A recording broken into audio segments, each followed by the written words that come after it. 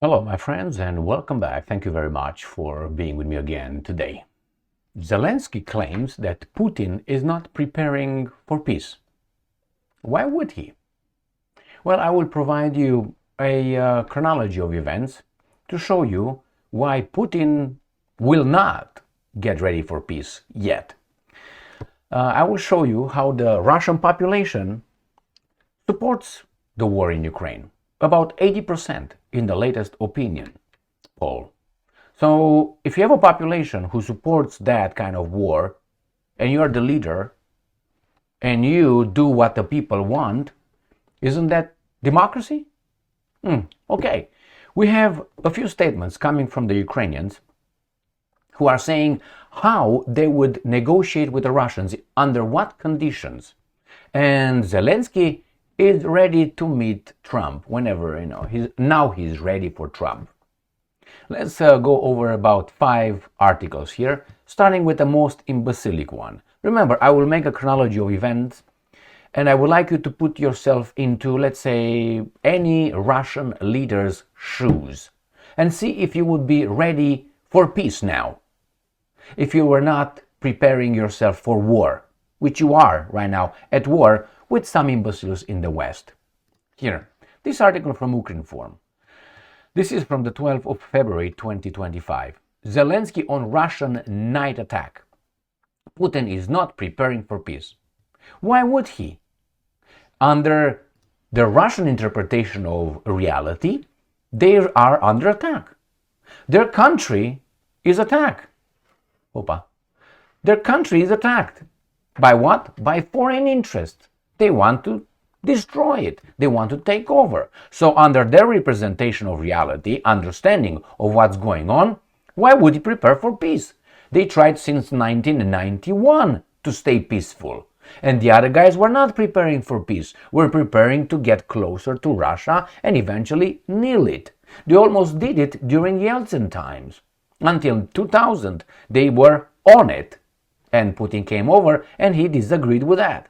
So Zelensky said Putin is not preparing. No, he's not. Why would he? NATO is at his doorstep, on his porch.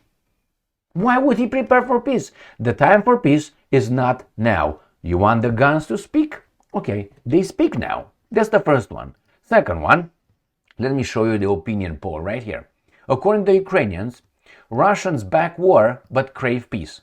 So 78%, so almost 80%, support invasion. So this guy who doesn't want peace has the support of his people. And then 60% want talks. Of course they want talks. But how do you think the talks should be done? I tell you right now, right here, coming from the Ukrainians.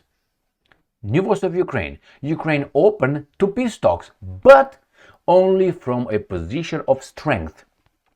The Tatar Defense Minister of Ukraine says, Mr. Umerov, who's investigated for fraud and corruption, but it's okay, he's our boy, so it's okay. So here you go. So we want to, the Ukrainians say, but only from a position of strength. So why would the Russians, want to peace? Under what kind of position? Of strength as well, as Napoleon Bonaparte, and I'm always repeating what he said. He said, I'm a man of peace. I like peace, as long as it's done under my terms. So the same here. The Ukrainians want the peace on their terms. The Russians want it on their terms. So they disagree. It's like a contract. I disagree with you. So what are you going to do? I tell you what the Americans are doing. They come and bomb you. They impose sanctions on you. Then they try a regime change on you. And then they ban your products from entering the markets so they can take over the market. This is how they view capitalism. I'm winning, everybody, capitalism here. I'm losing, sanctions. You can sell it here. Bop, boop, boop, bop, bop, and then regime change and so on. Like they did it many times before. So, do you blame the Russians for not wanting peace until they achieve their 4 goals? Well, as I said, I will go back to the chronology of events. I'm not done. Let's see what the Russians should think about this statement. This comes from the New Voice of Ukraine. Only force can stop Putin's bloodshed, says Ukrainian Foreign Minister right here. So this guy, the previous Ukrainian Prime Minister, Mr. Kuleba, was appointed as a professor in an American university. Whose boy is he? He's the Russian boy. So the guy who's so much for Ukraine, he fled. He took his bags and he fled to the United States of America as a professor at a prestigious American university. Mr. Kuleba, he had a round-headed boy. I mean, not that this guy doesn't have a round head either, but nevertheless. So this says, no, Putin wants only bloodshed. Okay, that's all. Only force can stop it. As I said, I'm going to go to the chronology of events. And here, the last one, Ukrainska Pravda, Zelenskyy. I am ready to hold meeting with Trump in Washington, the Guardian report. So, and here we have Trump, Zelensky-stein, Yermak-stein, and so on. So, when you go and knock at, let's say you want to go to see someone at the director's office, you're going to encounter a secretary. And he or she, regarding, depending on what you find over there, says, I don't know if the director is ready to meet you yet. He's on the phone right now, or he's having another meeting, or he's jerking off, or he's doing something. And you wait, because you want to see the director. So right now, Zelenskyy said, I'm ready to hold meeting with Trump. That means he's the director saying, yes, Trump, bring Trump in. Okay. No? Only now he's ready. He was busy with other things, but now he's ready. That's my evil interpretation of this. I don't want to look at the other way. Maybe it's the other way around. Maybe. And I think it is because Zelenskyy, with his chutzpah, he's just a payan. He's just a clown maneuvered by interests that I think maneuver Trump as well. So let's go to the chronology of events. 1991. Right? The collapse of Soviet Union, the evil empire, the bad people, and we are automatically the good ones. But we dropped 2 atomic bombs on Hiroshima and Nagasaki, and we allowed half of Europe to go under the tyrant Stalin, the Gruzin Stalin, who was a tyrant 100%, and we knew he was. Well, we gave half of Europe, because we're good, to those tyrants to decapitate the intelligentsia and our cultures in the Eastern Europe. But hey, we're still the good ones, all right? So we went in, Korea. We're the good ones. For what? Do you remember why the United States of America went into Korea? Do you know why the United States of America went into Vietnam, Laos, Cambodia? Do you know why?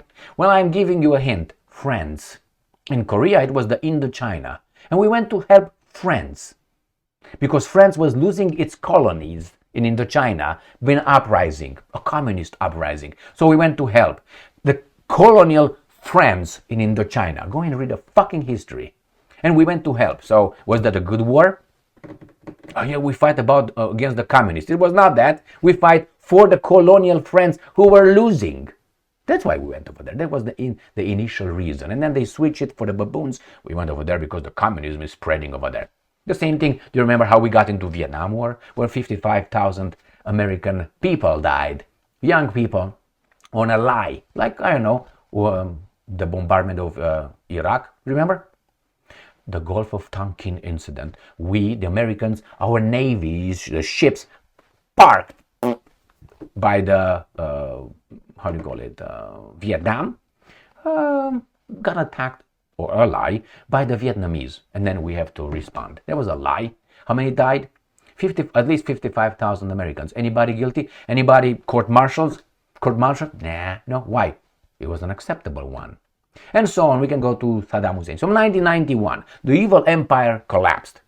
And it was that gentleman promised by James Baker. He was the foreign minister, the Secretary of State of the United States of America. Then he promised the Russians at that time, when they asked the Russians, please allow the Germans to unite West Germany with East Germany.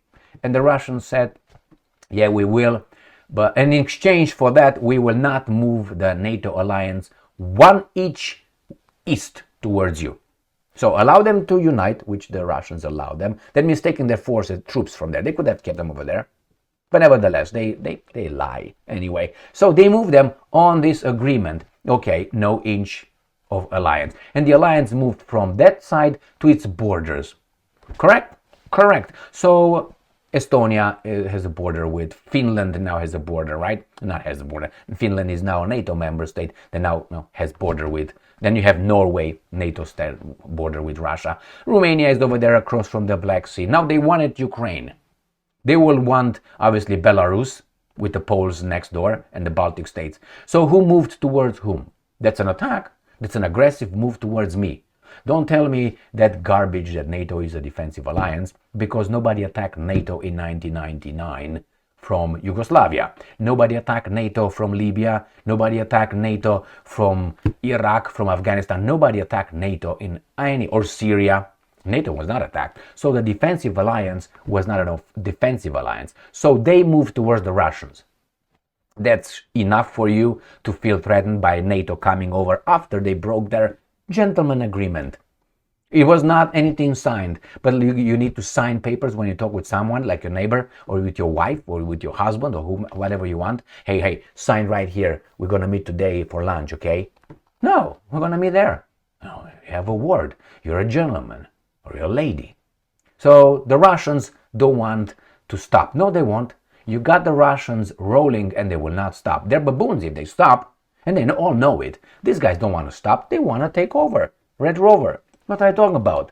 Finally, the Russian says, you know what? Enough is enough. You are on my porch right here. We know exactly your intentions. And we waited, I think, too long. For too long, the Russians waited. Thank you very much for being with me again today. No, Trump is going to meet his baboon. He's going to tell him what to do. But Putin is not preparing for peace. Not at all. On his terms, yes. Thank you very much for being with me again today. Stay strong, stay smart, look for the truth, and be just.